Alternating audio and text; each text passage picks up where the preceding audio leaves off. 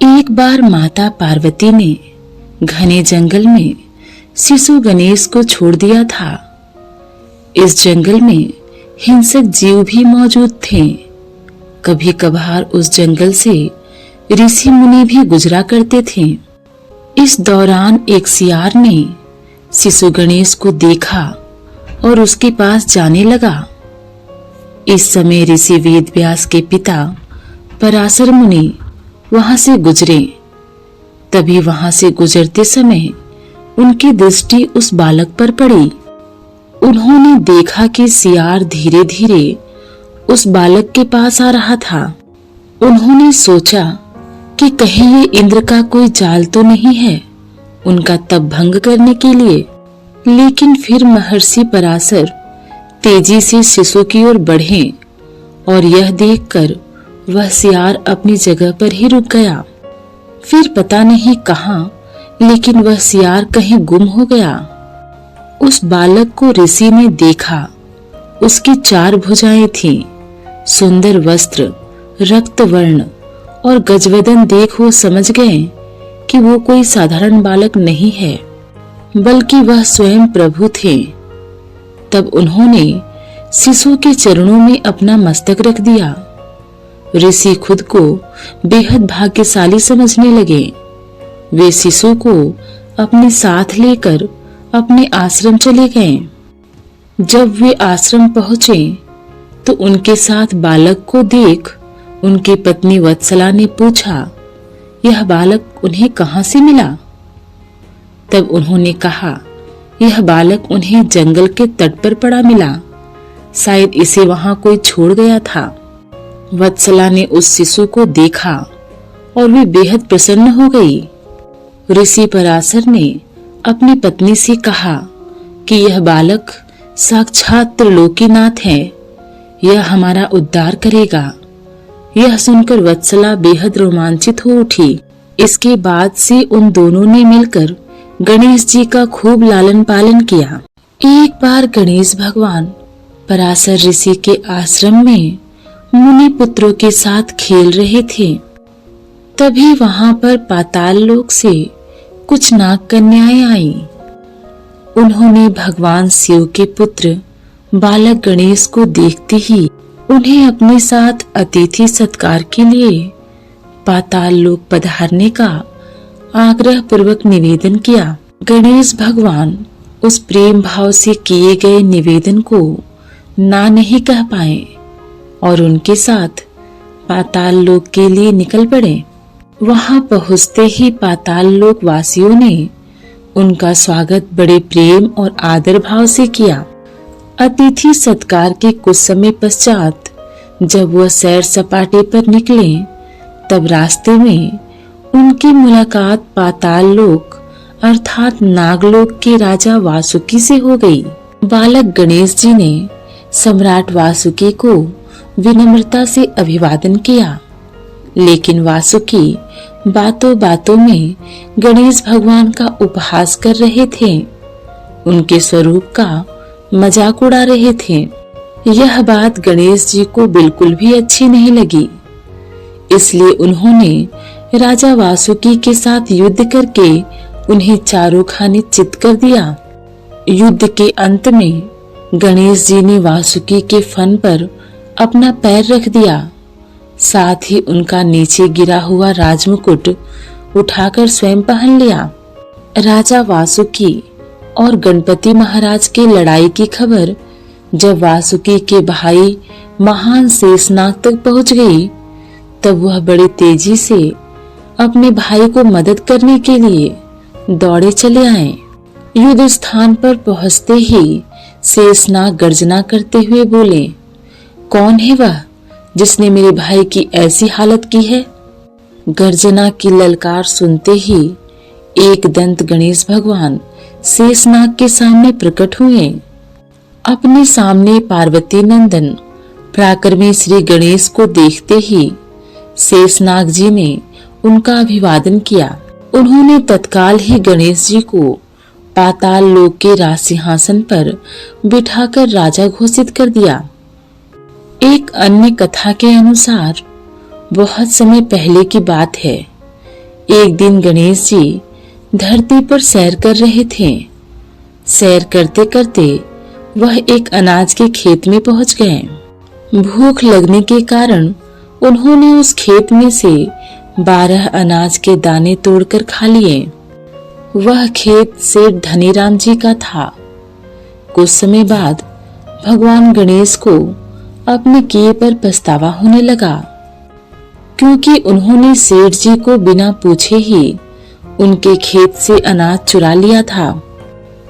गणेश जी ने सोचा कि अपने किए बुरे कर्म का प्रायश्चित तो करना ही पड़ेगा। इसलिए उन्होंने सेठ जी के यहाँ 12 साल के लिए नौकरी करने की ठान ली।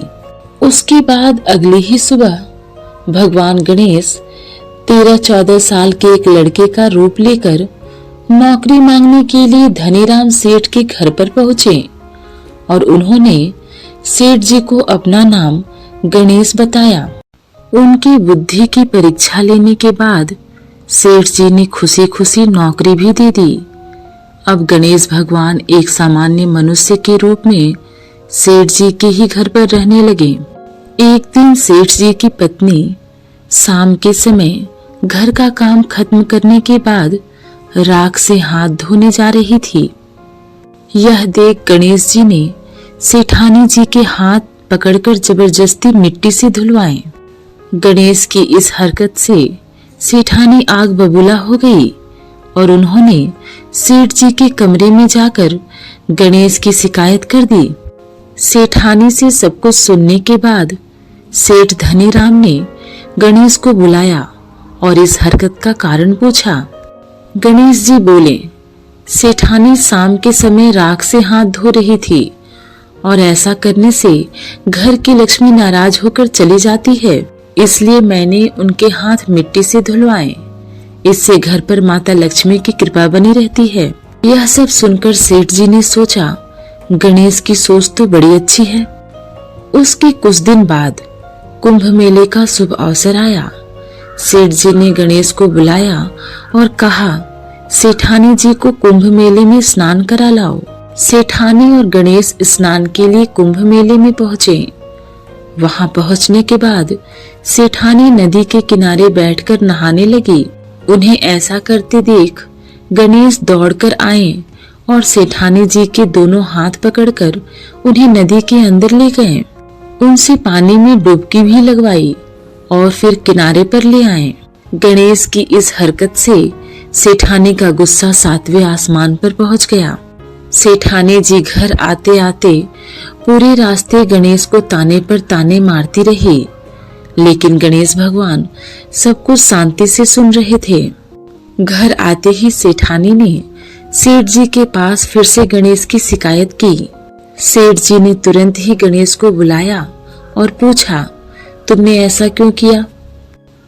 गणेश जी बोले, सेठ जी, सेठानी नदी के किनारे बैठकर गंदे पानी से नहा रही थी, तो मैंने उन्हें नदी में ले जाकर साफ पानी में डुबकी लगवाई।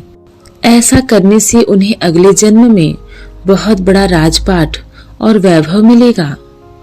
सेठ जी ने सोचा कि गणेश के विचार कितने अच्छे हैं, मेरे परिवार का भला सोचता है। कुछ दिन बाद सेठ जी के घर पर पूजा थी। पंडित जी आने के बाद सेठ जी ने गणेश से कहा, जाओ सेठानी जी को बुला लाओ। सेठ जी की आज्ञा सुनकर गणेश जी सेठानी को बुलाने गए।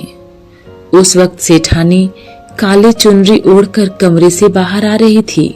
यह देखते ही विनायक जी ने वह काली चुनरी उतारकर फेंक दी और कहा कि पूजा के लिए लाल रंग की चुनरी ओढ़कर आइए।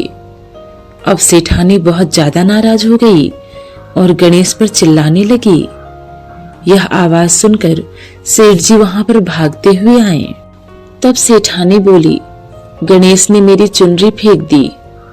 फिर सेठ जी ने भी गणेश को बहुत डांटा। जवाब में गणेश जी ने कहा कि सेठ जी पूजा में कभी काला वस्त्र नहीं पहनते, इससे शुभ काम फल सफल नहीं होते, इसलिए मैंने ऐसा किया।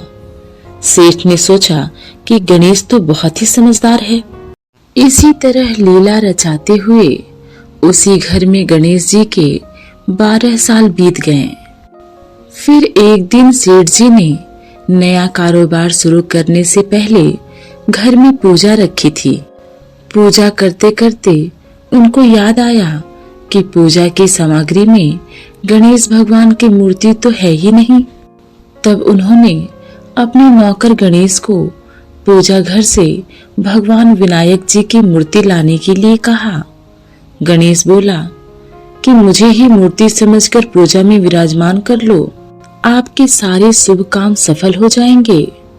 यह सुनकर सेठ जी गुस्सा हो गए और बोले, गणेश, तुम अब तक सेठानी से मजाक करते थे, अब मुझसे भी करने लगे हो। गणेश जी ने मुस्कुराते हुए कहा, नहीं सेठ जी, मैं मजाक नहीं कर रहा हूँ, मैं सत्य वचन कह रहा हूँ। इतना कहने के बाद नौकर गणेश ने अपना असली भगवान स्वरूप धारण कर लिया। साक्षात गणेश भगवान को सामने देखते ही सेठ और सेठानी उनके चरणों में लीन हो गए और उन्होंने अपनी पूजा संपन्न कर ली। उसके पश्चात गणेश जी देखते ही देखते अंतर्ध्यान हो गए। बाद में सेठ और सेठानी को बहुत पछतावा होने लगा कि स्वयं भगवान हमारे घर नौकरी कर रहे थे और हमने उनके साथ कितना बुरा व्यवहार किया, उनसे बहुत सारा काम कराया। यह सोच सोचकर दोनों दुखी रहने लगे। फिर उसी रात सेठ और सेठानी के सपने में गणेश भगवान प्रकट हुए और उन्होंने समझाया कि मैंने 12 साल पहले तुम्हारे खेत से 12 अनाज के दाने बिना पूछे तोड़ लिए थे और उसी कर्म का दोष दूर करने के लिए मैं 12 साल से तुम्हारे घर नौकरी कर रहा था। अगले ही दिन सेठ जी पर गणेश भगवान की माया हो गई। उनका व्यापार दिन दुगना और रात चौगुना तरक्की करने लगा। धनीराम सेठ जी के जीवन की काया पलट हो गई। एक अन्य कथा के अनुसार बहुत सालों पहले गणेशपुरी नामक एक गांव था। उस गांव में विनायक और बिंदु नाम के भाई बहन रहा करते थे। वे दोनों एक दूसरे से बहुत प्यार करते थे और हमेशा एक दूसरे का ख्याल रखते थे। बिंदु का एक नित्य नियम था, वह हर रोज सुबह घर के सारे काम पूरे करने के बाद अपने भाई विनायक का मुंह देखकर ही खाना खाती थी। कुछ सालों बाद विनायक ने अपनी बहन का विवाह पड़ोसी गांव के ही एक व्यापारी से रचाया। उसके ससुराल वाले काफी भले लोग थे। विवाह के बाद भी बिंदु ने अपना नित्य नियम कायम रखा था। वह हर सुबह ससुराल के घर का काम जल्दी जल्दी खत्म करके अपने मायके भाई का मुंह देखने जाती थी। ससुराल से मायके तक बिंदु जिस रास्ते से जाती थी वह रास्ता खेतों से होकर गुजरता था। वहां पर घनी झाड़ियों के बीच एक खेजड़ी के पेड़ के नीचे गणेश भगवान की छोटी सी मूर्ति रखी होती थी। बिंदु हर रोज आते वक्त उस मूर्ति के आगे हाथ जोड़कर बोलती थी, हे गणेश जी, मेरे जैसा अमर सुहाग और मेरे जैसा अमर पीहर सबको दीजिएगा। इतना कहकर जब वो मायके जाने के लिए निकलती तब घनी झाड़ियों के कांटे उसके पैरों में चुभा करते। एक दिन रोज की तरह बिंदु मायके पहुंची और भाई का मुंह देखकर उसके सामने बैठ गई। उसी समय उसकी भाभी की नजर बिंदु के पैरों पर गई। भाभी ने पूछा कि आपके पैरों में क्या हुआ है। वह सुनकर बिंदु ने जवाब दिया कि आते वक्त खेतों की घनी झाड़ियों के गिरे हुए कांटे मेरे पांव में चुभ गए हैं। उसके बाद जब बिंदु वापस अपने ससुराल लौट गई तब भाभी ने अपने पति विनायक से कहा कि आपकी बहन के पैरों में कांटे चुभ गए हैं, कल फिर से ना चुभे, इसलिए आज ही आप रास्ता साफ करवा दीजिए। यह सुनते ही विनायक ने उसी वक्त कुल्हाड़ी उठाई और खेतों की घनी झाड़ियां काटकर रास्ता साफ कर दिया। लेकिन झाड़ियां काटते वक्त उसके हाथों एक गलती हो गई। झाड़ियों के साथ साथ वह खेजड़ी के पेड़ वाली सुंदर गणेश मूर्ति भी वहां से हटा दी गई। इसी बात पर भगवान गणेश जी बहुत नाराज हो गए और भाई विनायक के प्राण हर लिए। अगली सुबह जब अंतिम संस्कार हेतु गांव के लोग विनायक को ले जा रहे थे, तब उसकी पत्नी ने रोते हुए कहा, रुकिए, इनकी बहन आने वाली है।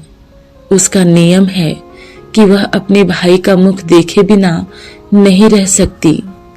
लोग बोलने लगे, आज देख लेगी, लेकिन कल क्या करेगी।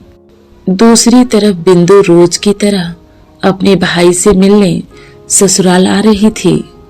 रास्ते में आते वक्त उसे रास्ता साफ सुथरा दिखाई दिया, लेकिन उसका ध्यान जब रोज की तरह विनायक जी के स्थान पर गया, तब उसने देखा कि गणेश मूर्ति अपने स्थान पर नहीं है।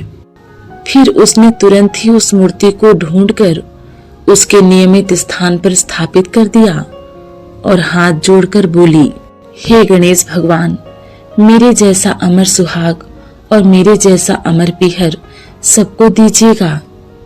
इतना कहकर वो आगे बढ़ी। अपने भक्त की बात सुनकर गणेश भगवान सोचने लगे, अगर मैंने इसका कहा नहीं सुना तो मुझे कौन मानेगा, कौन पूजेगा मुझे। तब गणेश जी ने बिंदु को आवाज दी और बोले, सुनो बेटी, जाते जाते इस खेजड़ी की 7 पत्तियां लेकर जाओ और उसे कच्चे दूध में धोकर अपने भाई के ऊपर छींटा मार देना, वह उठकर बैठ जाएगा। आवाज सुनकर बिंदु इधर उधर देखने लगी, पर उसे आसपास कोई भी दिखाई नहीं दिया।